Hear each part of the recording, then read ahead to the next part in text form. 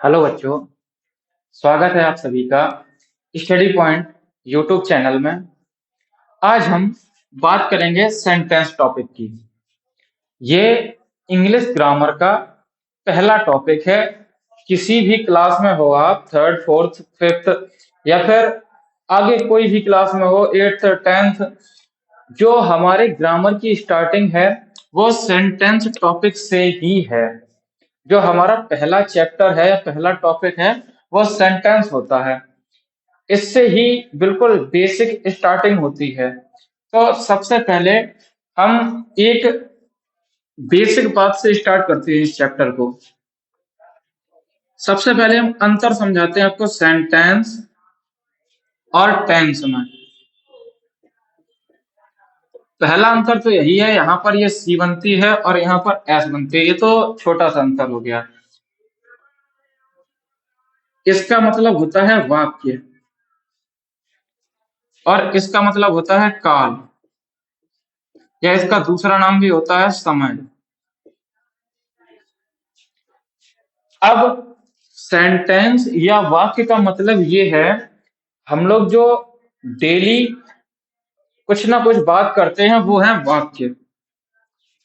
और टेंस यानी काल या समय का मतलब ये है, जो समय बीत चुका है यानी पास्ट, जो चल रहा है वो प्रेजेंट, और जो आने वाला है वो फ्यूचर। ये टेंस होता है।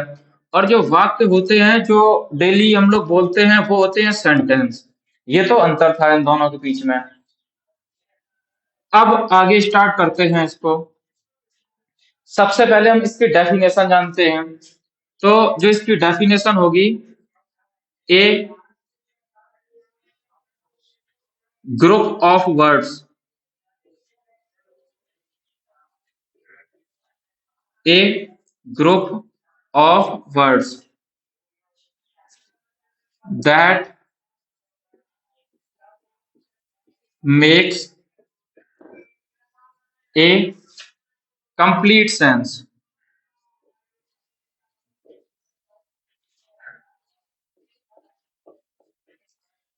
Is called sentence.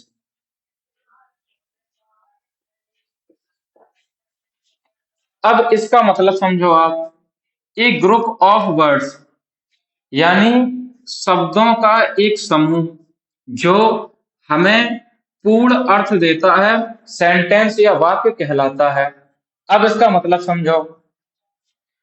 शब्द होते हैं, जैसे हमने लिखा वह है जाता घर, ये शब्द लिखे हैं हमने कुछ, लेकिन क्या इनका कोई मतलब है? इनका कोई भी मतलब नहीं है। लेकिन इनको अगर हम एक निश्चित क्रम में लिख दें, जैसे वह घर जाता है। अब देखो शब्द यही है, वह है जाता घर, शब्द वही है, लेकिन इनको हमने थोड़ा चेंज कर दिया, इधर उधर कर दिया, इनका स्थान बदल दिया। अब ये एक कंप्लीट सेंस दे रहे हैं। अब ये वाक्य बन गया, लेकिन ये कोई वाक्य नहीं था। तो यही मतलब है, शब्दों का एक ऐसा समूह जो हमें अर्थ दे, एक पूर्ण अर्थ दे, वह वाक्य कहलाता है। अब देखो इसके प्रकार कितने होते हैं, यानी टाइप्स ऑफ सेंटेंस। सबसे जो पहला आपका होगा वो होगा आपका असर्टिव सेंटेंस। जो पहला होता है आपका वो होता है असर्टिव सेंटेंस। इसको हम हिंदी में कहते हैं कथनात्मक वाक्य। इसको हम कहते हैं कथनात्मक वाक्य। और इसी के अंदर दोनों आते हैं, अफर्मेटिव और नेगेटिव। अभी हम इसको डिटेल में पढ़ेंगे आगे चल के। सबसे पहले हम आपको टाइप्स बताए दे रहे हैं। जो दूसरा आपका होता है वो होता है इंटेरोगेटिव। इंटेरोगेटिव सेंटेंस, इसको हम कहते हैं प्रश्नवाचक वाक्य। इसको हम कथनवाचक भी कह सकते हैं। इसको हम कहते हैं प्रश्नवाचक वाक्य। जो तीसरा आपका होता है वो होता है इम्परेटिव सेंटेंस। तीसरा आपका होता है इम्परेटिव सेंटेंस। ये आपका होता है आज्ञा सूचक या आज्ञावाचक भी कह सकते हैं। आज्ञावाचक कह दो या सूचक कह दो, ये आपका होता है आज्ञावाचक या आज्ञा सूचक वाक्य। इसके बाद आपका चौथा आता है ऑप्टेटिव सेंटेंस। लेकिन किसी किसी बुक में केवल 4 देखने को मिलते हैं। ये ऑप्टेटिव वाला बहुत कम दिया जाने लगा है, लेकिन होते आपके ये पांचों हैं। अगला जो आपका होगा वो होगा ऑप्टेटिव सेंटेंस। इसको हम लोग कहते हैं इच्छा सूचक।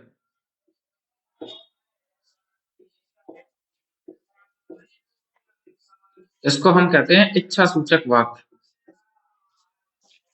और जो आपका अगला है पांचवा, ये होता है एक्सक्लेमेटरी।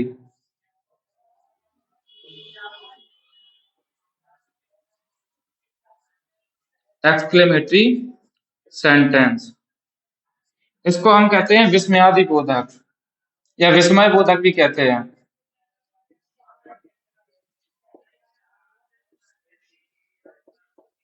विस्मय बोधक या विस्मय सूचक या विस्मय वाचक, तीन में से कुछ भी कह सकते हैं। तो ये आपके 5 प्रकार हो गए सेंटेंस के। ये 5 होते हैं। तो इन पांचों के अर्थ और इन पांचों में क्या कहाँ कैसे होता है, ये हम आपको आगे डिटेल में चर्चा करेंगे। सबसे पहले तो आपको इतना समझ में आ गया होगा डेफिनेशन, इसकी मीनिंग, इसके जो टाइप्स हैं वो 5 हैं। और ये पांचों की हिंदी रही कथनात्मक, प्रश्नवाचक, आज्ञावाचक, इच्छा सूचक और विस्मय बोधक। अब हम इसको एक एक करके डिफाइन करना स्टार्ट करते हैं। तो सबसे पहला है असर्टिव। तो बाकी के ये हम हटाए दे रहे हैं, सबसे पहले इसको हम डिफाइन करते हैं।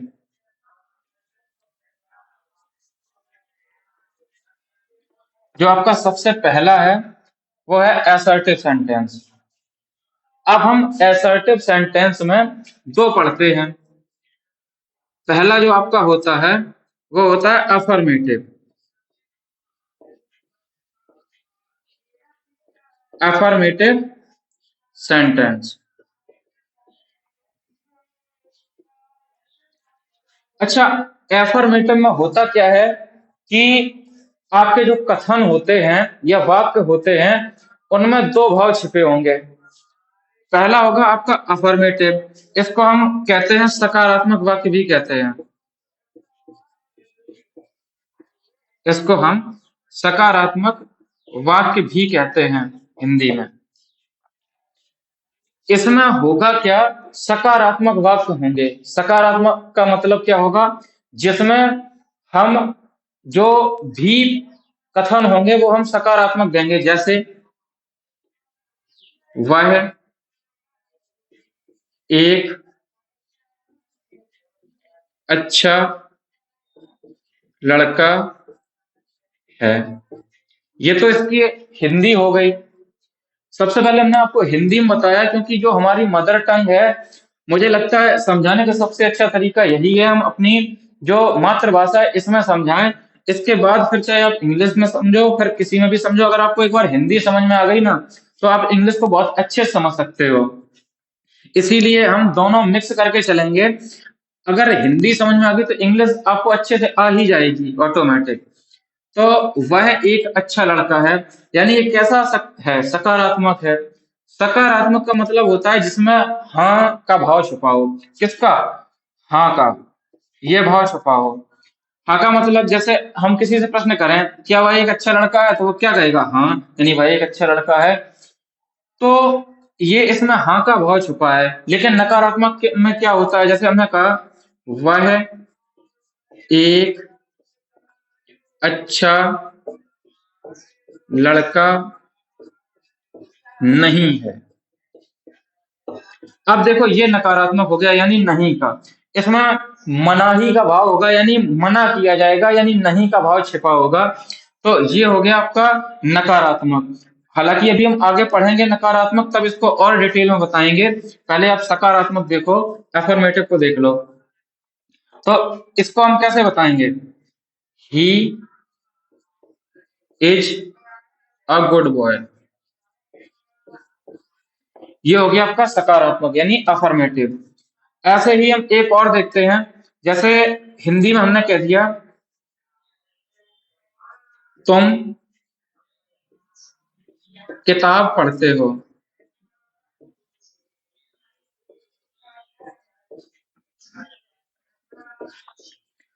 अब देखो इसमें तुम किताब पढ़ते हो यानी पढ़ते हो, तो इसमें नकारात्मक भाव नहीं छुपा है, सकारात्मक भाव है यानी पढ़ते हो, किसी के बारे में बताया गया कि वो ऐसा करता है। तो इसको कैसे देखेंगे? You read the book. तो ये कैसे हो गए? सकारात्मक हो गए, हमारे अफर्मेटिव हो गए। अब इसके बाद हम देखते हैं नेगेटिव को कि नेगेटिव में क्या होगा। दूसरा हम देखते हैं नेगेटिव। नेगेटिव सेंटेंस का जो हिंदी अर्थ होता है वो होता है नकारात्मक।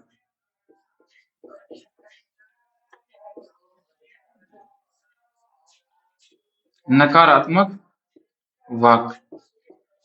अब देखो नकारात्मक वाक्य में होगा क्या? इसमें जो चीजों की मनाही होगी या किसी भी बात का विरोध किया जाएगा या उसके लिए निषेध, इसको हम निषेधवाचक भी कहते हैं। जैसे आपने देखा हो किसी बात को हमें मना करना तो उसमें हम एक शब्द प्रयोग करते हैं नहीं। क्या शब्द प्रयोग करते हैं? नहीं या फिर ना, ये शब्द प्रयोग करते हैं। और नकारात्मक वाक्य में आप ऐसे समझो, नहीं में क्या लगा है? ना। और ना में भी क्या है? ना। और इसमें भी पहला क्या है? ना। तो यानी जहां मनाही हो या ना कर दिया जाए वो कैसे होते हैं? नकारात्मक होते हैं। देखो कैसे। अब हिंदी में ही पहले समझते हैं इसको। वह किताब नहीं पढ़ता है। नहीं पढ़ता है। अब देखो आप इसमें मनाही हो गई है यानी मना कर दिया गया यानी वह किताब नहीं पढ़ता है। तो अब किताब पढ़ने के लिए मना हो गया कि यानी वह किताब नहीं पढ़ता है। तो इसको देखो इंग्लिश में कैसे देखेंगे? He does not read the book. ये इस तरीके से हो गया। एक और एग्जांपल देखते हैं। जैसे वह एक अच्छी छात्रा नहीं है। वह एक अच्छी छात्रा नहीं है। तो सबसे पहले C is not a good student. इस तरीके से। अब इसमें भी क्या है? नहीं यानी मना कर दिया गया कि वह एक अच्छी छात्रा नहीं है। तो C is not a good student. और अगर आपको ये समझ में ना आ रहे हो कि ये कैसे बन गए, तो पीछे हम एक वीडियो बना चुके हैं ट्रांसलेट का, जो ये बिल्कुल बेसिक है। हालांकि ये तो प्रेजेंट का है, जो आगे हम पढ़ाएंगे अभी। आगे आएगा वीडियो, टेंस का पूरा वीडियो मिलेगा आपको। लेकिन ये बिल्कुल बेसिक है ट्रांसलेट के, ये हम पीछे पढ़ा चुके हैं। आप अगर ना समझ में आ रहे हो कि इसकी ये ट्रांसलेट कैसे हो गया, इसको कर दिया गया, तो आप पीछे जाके प्लेलिस्ट में जाके वीडियो देख सकते हैं। ठीक, ये हो गया हमारा नेगेटिव। एफर्मेटिव और नेगेटिव दोनों मिला के असर्टिव, यानी हमारा पहला हिस्सा हो चुका कंप्लीट असर्टिव वाला। अब देखते हैं हम दूसरा वाला। अब इसका जो सेकंड पार्ट था अब हम उसको देखते हैं। अब इसकी डेफिनेशन भी हटा दें। अब जो इसका दूसरा हिस्सा है, अब हम वो देखते हैं इंटेरोगेटिव वाला। जो दूसरा था इंटेरोगेटिव सेंटेंस।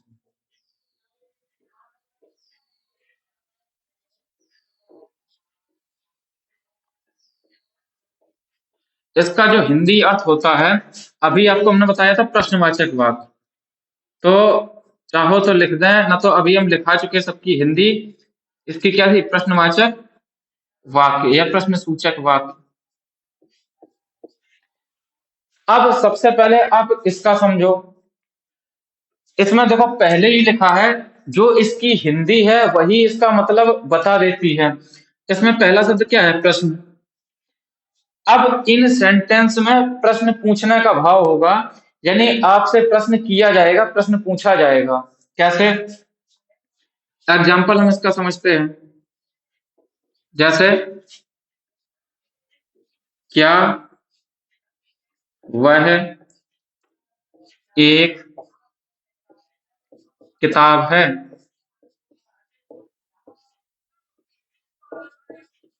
और अंत में आपको ये प्रश्नवाचक चिन्ह जरूर मिलेगा। आप इसको देखकर ही पहचान सकते हैं कि ये वाक्य प्रश्नवाचक है या ये इंटेरोगेटिव सेंटेंस है।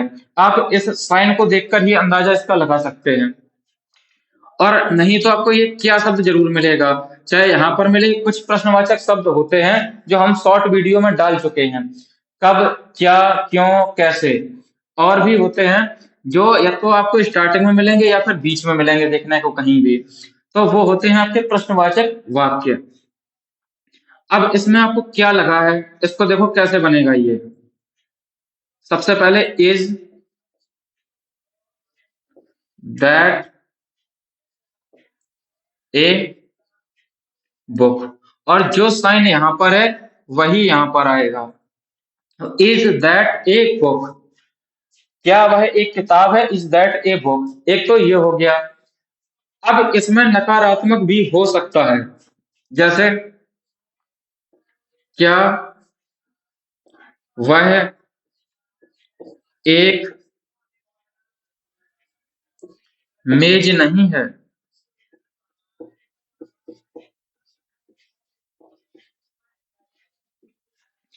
देखिए, इसमें कोई भी टेंस भी यूज हो सकता है, जैसे प्रेजेंट, पास्ट, फ्यूचर का। लेकिन हम बेसिक इसलिए बता रहे हैं क्योंकि ये छोटे छोटे सेंटेंस हैं, इनसे आपको समझ में अच्छा आएगा। यहाँ पर कुछ भी हो सकता है, जैसे क्या वह घर जाता है, क्या वह मंदिर जा रहा है, क्या वह 2 घंटे से किताब नहीं पढ़ रहा है, क्या वह अपना गृह कार्य कर चुका है। तो ये भी इनमें बन सकते हैं, लेकिन हम आपको बिल्कुल बेसिक या छोटे छोटे इसलिए बता रहे हैं, आप अच्छे से समझ सको इनको। देखो इसमें अब इंटेरोगेशन भी आया है और निगेटिव भी आया है। देखो कैसे, इसको कैसे करेंगे। क्या वह एक मेज नहीं है? तो is that not a table. इस तरीके से आपको देखने को मिलेंगे। देखो इसमें इज लगा है, और इंग्लिश देखकर आप कैसे पहचानेंगे? जो भी हेल्पिंग वर्ब होगी, is, am, are, was, were, has, have, had, या जो भी हो, वो आपको स्टार्टिंग में देखने को मिलेंगी। स्टार्टिंग में आपको सबसे पहले हेल्पिंग वर्ब देखने को मिल जाएगी, जो भी होती हैं, जितनी भी हेल्पिंग वर्ब है, has been, have been, had been, और भी हैं बहुत सारी, वो आपको सब या तो स्टार्टिंग में देखने को मिलेंगी। और अगर ये ना भी मिले तो आपको स्टार्टिंग में क्वेश्चन वर्ड मिल जाएगा, what, why, where, when, who, और भी है। ये आपको स्टार्टिंग में देखने को मिलेंगे, और उसके जस्ट बाद आपको हेल्पिंग वर्ब मिलेगी। ये होती है पहचान। जैसे ये फिर भी आपको एक बताए दे रहे, और जैसे आपको लिखा मिल जाएगा, why are you going to market. अब ये लिखा मिल गया। अब ये क्या है? वाई, इसका मतलब होता है क्यों। अब इसकी हिंदी हो जाएगी, आप बाजार क्यों जा रहे हो। तो इसमें आपको देखो ये मिला क्वेश्चन वर्ड, इसके जस्ट बाद में आपको मिल गई हेल्पिंग वर्ब। तो यही इसकी सबसे बड़ी पहचान है कि सबसे पहले या तो आपको हेल्पिंग वर्ब मिलेगी या क्वेश्चन वर्ड मिलेगा, यानी ये दोनों में से कोई भी एक मिलेगा। इस तरीके से आप इंटेरोगेटिव सेंटेंस की पहचान करेंगे। क्लियर? हटाएं इसको, हटाए दे रहे। इसके बाद आपका जो तीसरे नंबर का सेंटेंस आता है, हम उसको देखेंगे।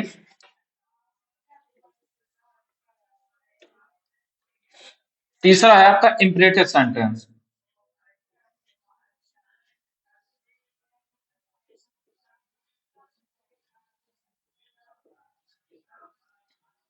तीसरा है आपका इंपरेटिव सेंटेंस,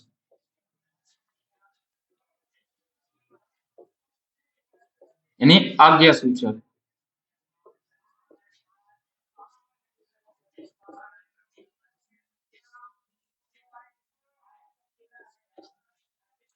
अब देखो, पहली बात तो आप वीडियो को बिना स्किप किए हुए देखना, तभी आपको समझ में आएगा। अगर आपने जरा भी स्किप किया और एक भी पॉइंट मिस हुआ, तो आपके सेंटेंस पर सब पढ़े हुए बेकार हो जाएंगे। क्योंकि आप शॉर्ट्स देखने में या रील्स देखने में या कार्टून देखने में इतना टाइम निकाल देते हो, तो अगर आपने ये वीडियो पूरा देखा बिना स्किप किए हुए, तो आपका एक टॉपिक बिल्कुल क्लियर हो जाएगा सेंटेंस का। और इससे ही आगे जुड़े हैं टेंस, या आप जो भी आगे पढ़ोगे, एक्टिव पैसिव डायरेक्ट इनडायरेक्ट, वो सब इसी से जुड़े हुए होते हैं। ये बेहद महत्वपूर्ण टॉपिक है आपका। अब देखो, अभी हमने आपको बताया था इसका जो पहला शब्द होता है वही इसको डिफाइन कर देता है। इसमें क्या लिखा है? आज्ञा। यानी जो इंपरेटिव सेंटेंस होंगे, इनमें आज्ञा का भाव छिपा होगा, यानी आज्ञा दी जाएगी आपको। कैसे? देखो, एग्जाम्पल देखते हैं। जैसे इसमें लिखा है ओपन द विंडो।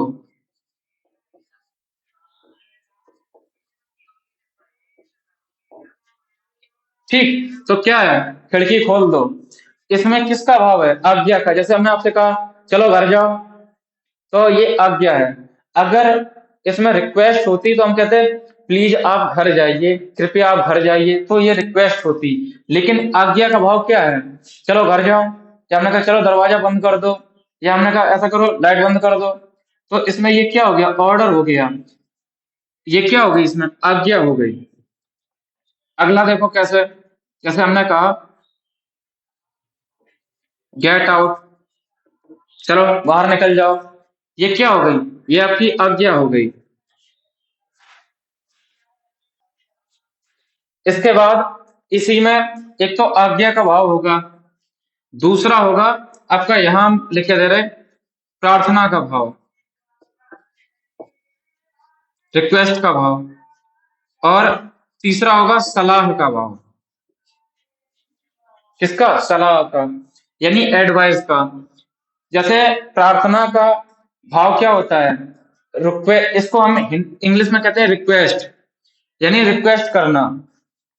किसी से हम रिक्वेस्ट करते हैं, जैसे प्लीज करके हमने किसी से कहा। एक आपका ये हो गया एग्जाम्पल, मतलब फर्स्ट टाइप का। ये हो गया आपका आज्ञा वाला। अब हम देखते हैं सेकंड में। जैसे हमने किसी से कहा प्लीज हेल्प मी, यानी कृपया मेरी मदद कीजिए, या कृपया मेरी मदद करो। तो प्लीज हेल्प मी यानी हम किसी से क्या कर रहे हैं? रिक्वेस्ट कर रहे हैं। या किसी से हमने कहा please give me some money, तो ये क्या है? रिक्वेस्ट है इसमें। अब बात आती है सलाह की। किसकी? सलाह की। तो ये थर्ड टाइप आ गया हमारा, किसका? सलाह का। अब देखो सलाह में क्या होगा? We should help the poor, यानी हमें गरीबों की मदद करनी चाहिए। We should help the poor. इसमें ये क्या है? सलाह है कि हमें गरीबों की मदद करनी चाहिए। अब इस बात में ना हम आपको ऑर्डर दे सकते कि चलो जाओ गरीबों की मदद करो जाके, और ना ही हम आपसे प्रार्थना कर सकते। इसमें हम आपको सजेस्ट कर सकते हैं या एडवाइस दे सकते हैं, यानी सलाह दे सकते हैं कि हमें गरीबों की मदद करनी चाहिए। ये क्या हो गई? ये हमारी हो गई सलाह। यानी इसमें 3 या 4 खंड देखने को मिलते हैं, आज्ञा, प्रार्थना, सलाम। ठीक, ये हो गया। इसके बाद हम आते हैं इसके फोर्थ पार्ट पे। फोर्थ जो पार्ट आपका है वो है ऑप्टेटिव। जो फोर्थ पार्ट है वो है ऑप्टेटिव सेंटेंस।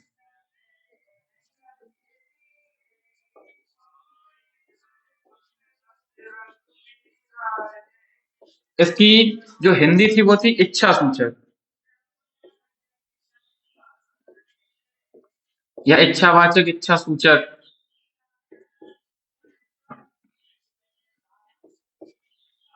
इसमें क्या होगा? इच्छा, आशीर्वाद या श्राप। श्राप कहते हैं कोसना को, कर्ज। इसमें या तो इच्छाएं किसी की प्रकट की जाएंगी, या आशीर्वाद दिया जाएगा, या फिर आपको जो कर्ज बोलते हैं, जैसे कोसना कहते हैं, वो मिलेगा। जैसे एग्जाम्पल देखते हैं, मे यू लिव लॉन्ग।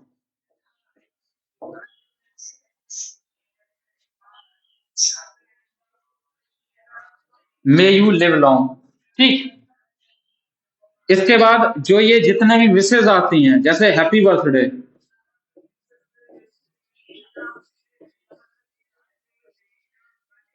ये क्या है? विश ही तो करते हैं हम, हैप्पी बर्थडे। इसके बाद हैप्पी जर्नी।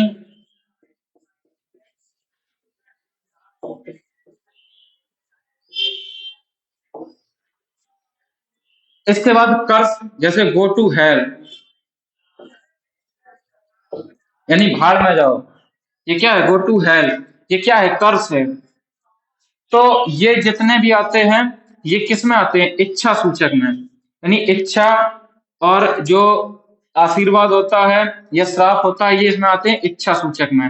आपके ये इसमें देखने को मिलते हैं ऑप्टेटिव सेंटेंस में। इसके बाद अगला जो आपका है और अंतिम है वो है एक्सक्लेमेटरी सेंटेंस। जो नेक्स्ट है आपका,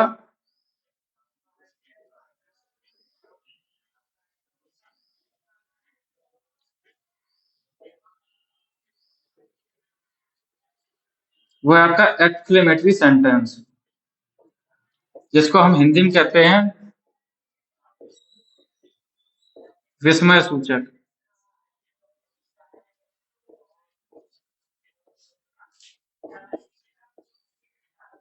विस्मय सूचक वाक्य। इसमें आपको क्या होगा?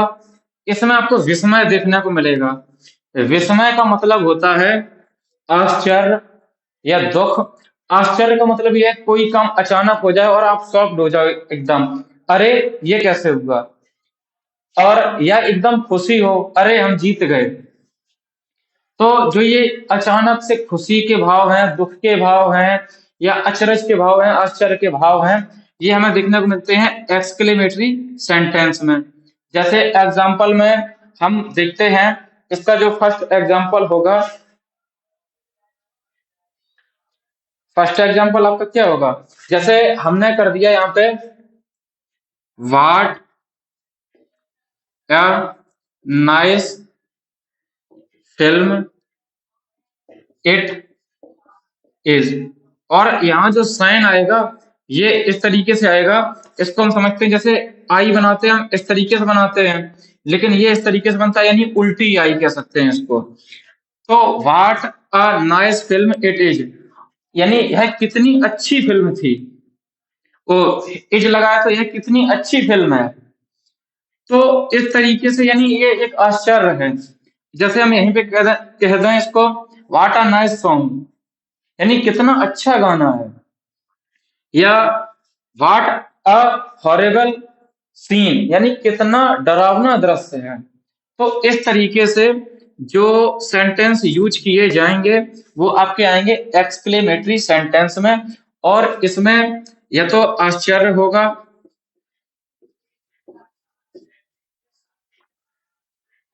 या आपका दुख होगा, या फिर आपकी खुशी होगी। ये चीजें शो की जाएंगी। आश्चर्य में जैसे ये आ गया, दुख में जैसे कोई अचानक एक्सीडेंट हो जाता है, अरे ये कैसे हुआ, या फिर खुशी, जैसे खुशी में शब्द यूज किया जाएगा। जैसे इसका एग्जांपल देखते हैं, ये शब्द आता है hurrah, we won the match. यानी अब देखो, hurrah we won the match, यानी अरे हम मैच जीत गए, ये खुशी का भाव है। मैच जीतने के बाद ये खुशी का भाव है, तो इसमें ये यूज किया जाएगा। इस तरीके से आपका जो फर्स्ट टॉपिक था सेंटेंस, ये कंप्लीट हुआ। और वीडियो आपको पसंद आएगा, आप इसको बिना स्किप किए हुए देखिए, और कमेंट बॉक्स में कमेंट कीजिए, और वीडियो को लाइक कीजिए, और वीडियो को शेयर भी कीजिए, क्योंकि आपके रिलेशन में जो बच्चे होंगे वो भी पढ़ते होंगे, या छोटे छोटे बच्चे भी होंगे, तो उन तक भी ये वीडियो पहुंचे, उन तक भी ये टॉपिक पहुंचे, इसलिए उन तक भी ये पहुंचाइए, और अपने फ्रेंड सर्कल में इसको शेयर कीजिए, और चैनल को लाइक और सब्सक्राइब कीजिए। Thank you.